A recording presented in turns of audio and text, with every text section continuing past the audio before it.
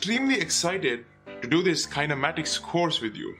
So I'm going to begin with what we call as 1D kinematics. Now, kinematics is the study of moving things. That's right, that's how science began. Science began when people saw things which were moving around that made them really curious. Alright, now we're going to start physics with pretty much the same thing. We're going to start with the science study of moving things. Now, moving things using equations and graphs. Two of my favorite things in physics: equations and graphs. That's what kinematics is. And 1D kinematics basically means we're doing this in a straight line. That means particles are only allowed to go in two directions, forward and backward. Now, of course, eventually we're going to graduate from 1D to 2D and 3D and all that fun stuff, but initially baby steps, okay? So, study of moving things using equations and motions. Now, we'll begin with the most human questions that you can have. Why? Why do we want to study kinematics, and why do we want to graph it, and why do we want to build equations? And the answer is very simple.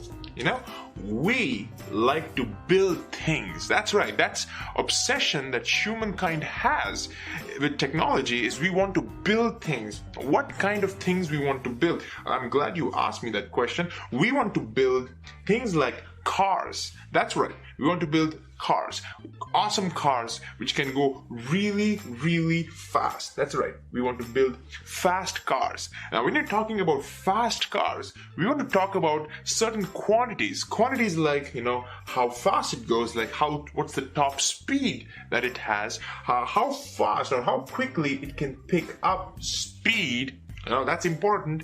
And also, we want to worry about things like its braking distance. I mean, think about it. You have a fast car with you. It has a good pickup. That's great. But you also want to worry about how much distance it takes before the car comes to a grinding halt when brakes are applied. All this is day-to-day life stuff. It affects every individual who uses cars. And I'm pretty sure most of us use cars today. Okay? Now, to understand all this, we need kinematics. Studying motion is about understanding all these things. But cars aren't the only ones that are moving fast. There are things that are moving faster than cars. For example, we have aeroplanes. That's right, we want to go cross country, we use aeroplanes today. Now, when you're talking about aeroplanes, what do we need to do? What kind of calculations do we need to do? Well, many things are there, but some of them I can think about is we can think about the takeoff speed. I mean, think about it. An aeroplane cannot fly unless and until it has a minimum speed. Alright, it cannot go into the air. We call it as the takeoff speed. So we need to understand what the takeoff speed is going to be in order to build aeroplanes. And accordingly, we need to also build runways. We don't want the runways to be too short, because if they are too short, then the aeroplanes don't get to the takeoff speed, so they don't take off and destroys the whole purpose of the aeroplanes. And you don't want to build runways too big, because we don't want to you don't want to waste resources, right? So in order to do all this calculation and make your aeroplanes and runways, everything as efficient as possible, guess what we need to learn? Kinematics. That's right, we need to learn kinematics. And we all know a good physics introduction must always have rockets. That's right. We want to build rockets. We want to go away from the Earth, explore our neighboring planets and moons, and maybe one day even stars. Now, to do that, we want to send stuff away from the Earth. And you know what's the biggest problem when we do that?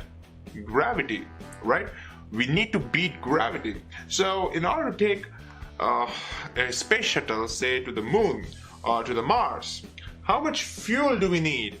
How do we do that calculation? How much acceleration does a rocket need? When the rocket is going up, it gets this thing called as an acceleration. Alright? And why we need to worry about the acceleration? Because that affects the people who are sitting inside this space shuttle, the astronauts.